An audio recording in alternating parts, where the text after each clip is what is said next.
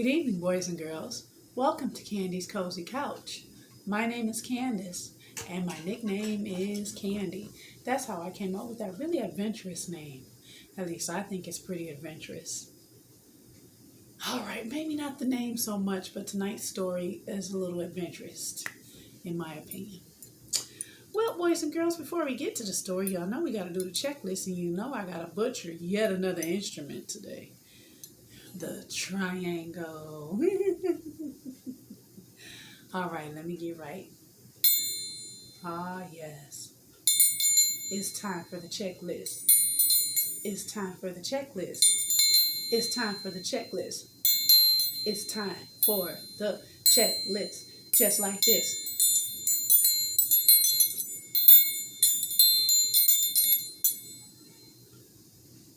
Yeah, I'm not even good at the triangle, see? I'm not quitting my day job. I'm telling you I'm not. I hope it inspires you guys. You get better at the instrument for me and then let me know and show me. Send video or something. Send video response or whatever. Show how good you've gotten. Anyway, boys and girls, checklist time. Did you have a wonderful dinner? Are your tummies all full? I know I did. Check. All right, is your homework done? It's the weekend. It doesn't matter. Is your homework done? Hope you did your homework. Check. Let me see. Is your room clean? Please clean your room, boys and girls. And if not your room, clean your play area. If it's the basement, clean the basement. Whatever it is you were doing and having fun with, please make sure you return everything back to its proper place. Check. Let's see. Did you pick out your outfit that you're going to wear for tomorrow? Tomorrow is Sunday. Maybe you're going to church. You gotta pick out your outfit that you're going to wear for that. Check. Turn on your night light. Make sure you have a night light so you can see if you need to get up in the middle of the night from bed. Check. Let's see. What else? What else? Did you take your bath or your shower? And your body all fresh and clean? Check. Got your PJs on, your favorite ones in particular. And maybe you're in bed already, snug as a bug in a rug with your cuddle buddies. Check. Did you brush your teeth? Do you want your teeth to be shiny and gleamy and glistening and white? Check. Did you brush your hair, comb your hair, tie up your hair, wrap your hair? Are you wearing a nightcap? Ooh, ooh. Check. Let's see, what else? Did you give your I love yous, kisses, hugs, and smooches to your family members and pets that live in the house with you? Sometimes I say friends. If they're nearby, why not? Check. Oh, let's see. Always trying to think extra. Like I always feel like I'm forgetting something. Anyway, good enough. Did you say your prayers? If you didn't say your prayers yet, it's okay. Just remember to do them before you actually drift off into dreamland. All right, boys and girls, once again, it is Black History Month. We are in the month of February, and I've been getting some really cool books about awesome Black people that have done amazing things and adventurous things. Some not even on purpose, but more like by accident. Tonight's book is entitled Henry's Freedom Box, a true story from the Underground Railroad. The author is Ellen Levy, and the illustrator is Kadir Nelson. And I'm going to fight with the light because I like the light. So I'm just going to show you guys and hope you can see. On the back it says, Henry Box Brown was one of the Underground Railroad's most famous runaway slaves. And he had the most ingenious idea. This is what the back of the book looks like. I'm trying to tilt it so the light isn't so bright on it. All right, let's get to it. Hold on, do I want to read this? Henry Brown wasn't sure how old he was. Henry was a slave, and slaves weren't allowed to know their birthdays. Henry dreams of a world where his life belongs to him. But when his family is sold, he risks everything for what he knows is right. With the strength and conviction of the best kind of hero, Henry makes a harrowing journey in a wooden crate and mails himself to freedom. In this powerful true story, Ellen Levine weaves the extraordinary events of Henry Box Brown's life with poignancy and grace. Kadir Nelson's luminous paintings shine their light into the soul of each character. Together, they make this inspiring account unforgettable. And this was just something that I saw just now that I noticed. So you guys may or may not be able to see it. Please excuse the light. Here we go. Henry's Freedom Box. Doo-doo.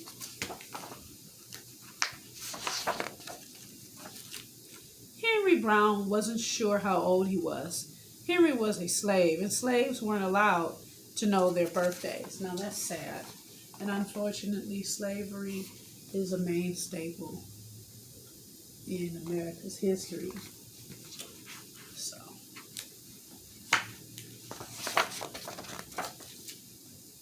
Henry and his brothers and sisters worked in the big house where the master lived. Henry's master had been good to Henry and his family, but Henry's mother knew things could change. Do you see those leaves blowing in the wind? They are torn from their trees like slave children are torn from their families. Oh, what an analogy. See him sitting with his mom. One morning, the master called for Henry and his mother. They climbed the wide staircase. The master lay in bed with only his head above the quilt. He was very ill. He beckoned them to come closer. Some slaves were freed by their owners. Henry's heart beat fast. Maybe the master would set him free. But the master said, "You are a good worker, Henry.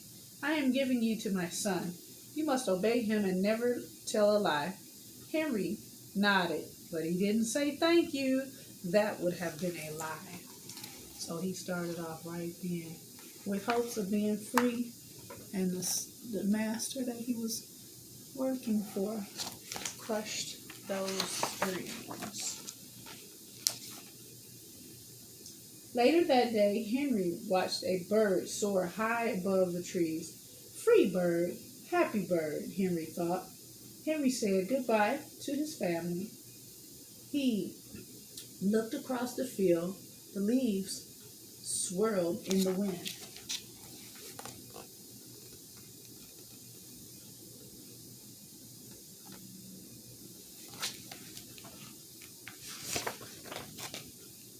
Henry worked in his new master's factory. He was good at his job. "Do not tear that tobacco leaf," the boss yelled at the new boy. He poked the boy with a stick. If you made a mistake, the boss would beat you. Terrible.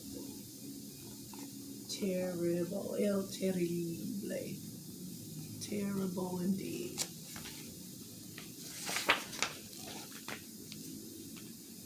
Henry was lonely. One day, he met Nancy, who was shopping for her mistress. They walked and talked and agreed to meet again. Henry felt like singing, but slaves didn't dare sing in the streets. Instead, he hummed all the way home. Boy, it really is not good to not have freedom.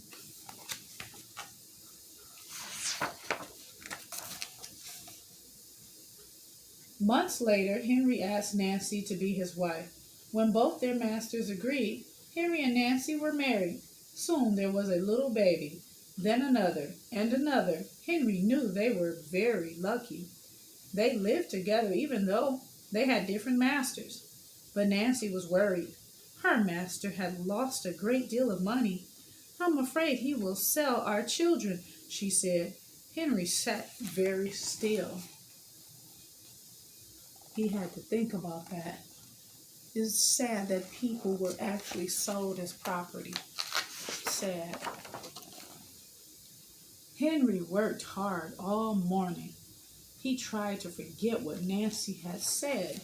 And you can see this silhouette basically of him working but pondering what Nancy had told him. His friend James came into the factory. He whispered to Henry, "Your wife and children were just sold at the slave auction market." "No!" cried Henry. Henry couldn't move. He couldn't think. He couldn't work. "Twist that tobacco!" The boss poked Henry. Henry twisted tobacco leaves. His heart twisted in his chest. Oh no, his family, his wife, his children were sold. That's so sad. Breaking up families. But black people are our people. We are such a resilient people. We have come through so much. At lunchtime, Henry rushed to the center of town. A large group of slaves was tied together. The owner shouted at them. Henry looked for the family. "Father, father!" Henry watched his children disappear down the road. Where was Nancy? He saw her the same moment she saw him. When he wiped away his tears, Nancy, too, was gone. That's sad. So he made it there in time to see his wife and children be whisked away. Just taken. Sold off. I read this, my first read, I had to get my cries out before I read it here, just so you guys know. Henry no longer sang. He couldn't hum. He went to work. And at night he ate supper and went to bed. Henry tried to think of happy times, but all he could see were the carts carrying away everyone he loved. Henry knew he would never see his family again. That's sad. Yep. So I read, and I was trying to read and get familiar with the story, and I cried. Now, I didn't want to cry on the story time, so I had to make sure I did that prior to. Many weeks passed. One morning, Henry heard singing. A little bird flew out of a tree into the open sky, and Henry thought about being free. But how? As he lifted a crate, he knew the answer. He asked James and Dr. Smith to help him. Dr. Smith was a white man who thought slavery was wrong. They met early the next day at an empty warehouse. Henry arrived with a box. "I will mail myself to a place where there are no slaves," he said. James stared at the box, then at Henry. "What if you cough and someone hears you?" "I will cover my mouth and hope," Henry said. I know that's right.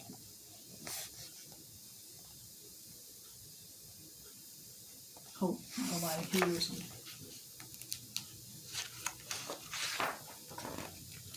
Dr. Smith wrote on the box, "To William H. Johnson, Arch Street, Philadelphia, Pennsylvania." Henry would be delivered to friends in Pennsylvania or Philadelphia. Then he printed on the crate in big letters, "This side up with care." So this is amazing. So Henry is known for mailing himself to freedom. Henry needed an excuse to stay home, or the work boss would think he had run off. James pointed to Henry's sore finger, but Henry knew it wasn't bad enough. He opened a bottle of oil of vitriol. "No!" cried James. Henry poured it on his hand.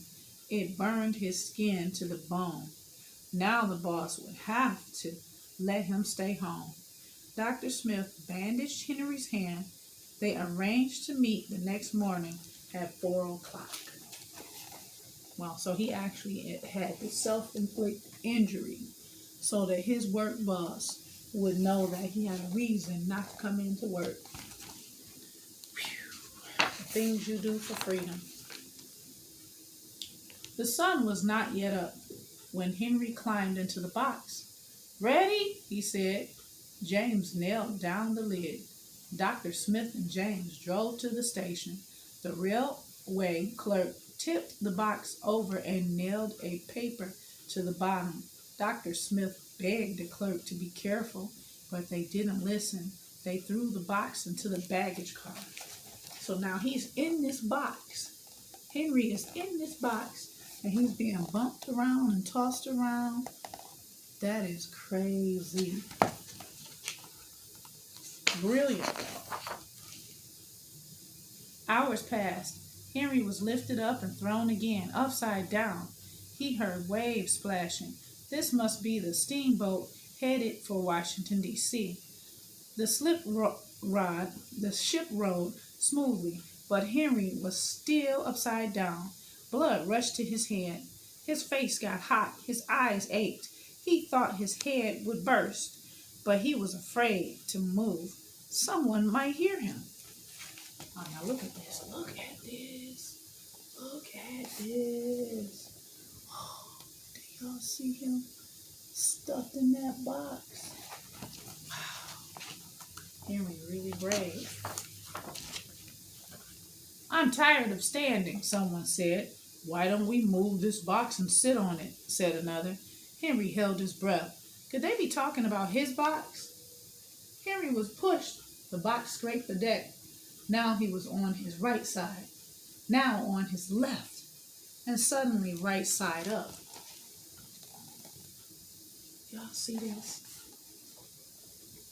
I don't know if I could do it. I would blow my cover. I might fart or something. Yeah, just my luck. What do you think is in here? Said the first man.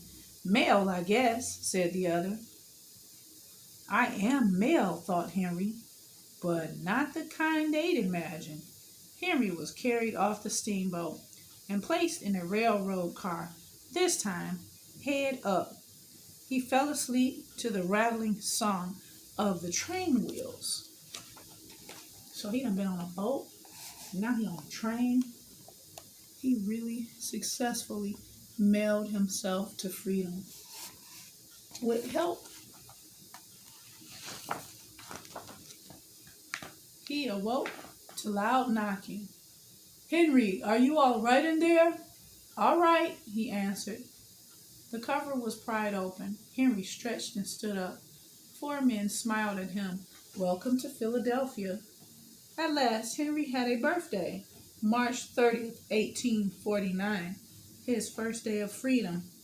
And from that day on, he also had a middle name. Everyone called him Henry Box Brown. So this is the story of Henry Box Brown because he mailed himself to freedom. That means anything is possible. Never give up. And that is the end of the story. I like this one. Very good. I'm going to clap for that one. Because it made me cry earlier. I was like, oh, I'm emotional. Yep, boys and girls, anything is possible. And that's the beauty and resiliency of Black people. We may have gone through lots of struggles, our ancestors and people like Henry and many other, countless others that we don't even know about. But we're here. So say it loud. I'm Black and I'm proud. And I'm tired. How about you? So, boys and girls, let's get it together, shall we?